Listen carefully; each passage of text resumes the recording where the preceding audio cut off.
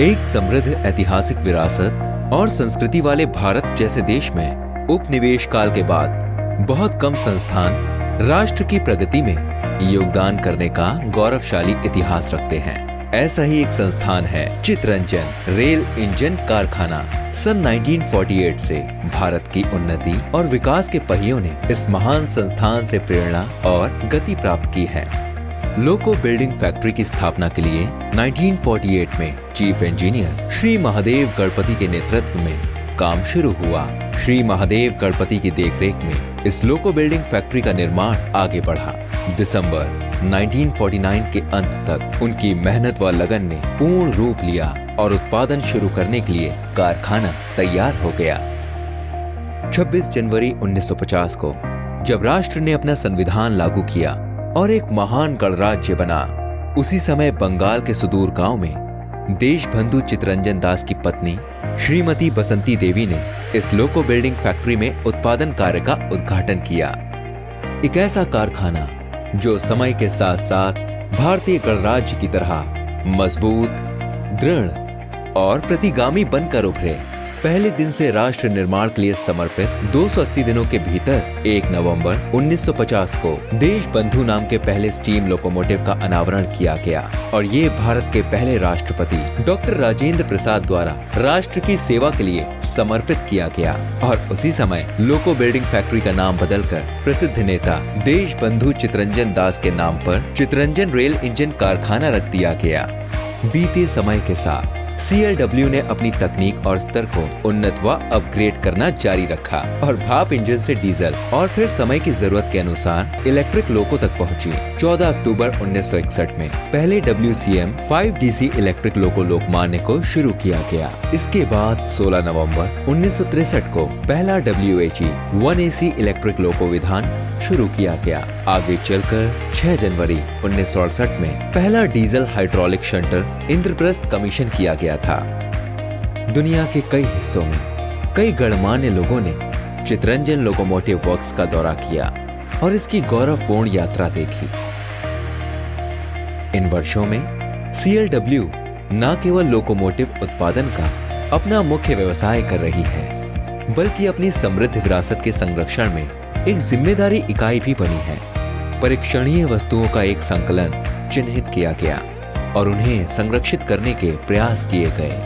DV boys school के पास गणपति हट को एक विरासत स्थल का दर्जा दिया गया और इस स्थल के संरक्षण के लिए हर संभव प्रयास किए गए। गणपति हट वह स्थान था जहां से CLW के मुख्य वास्तुकार तत्कालीन इंजीनियर इन चीफ श्रीमान गणपति ने इस उत्पादन इकाई को धैर्य एवं पूर्णता के साथ बनाने में अपने इंजीनियरिंग कौशल का प्रदर्शन किया।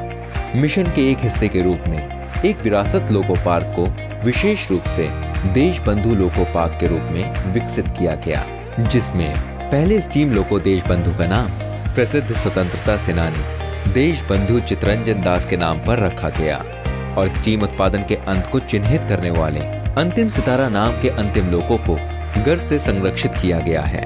इस लोको पार्क में चलती 1:4 स्केल स्टीम लोको है और गणमान्य व्यक्तियों, आम जनता व बच्चों के लिए नियमित रूप से इन्हें खुला रखा जाता है।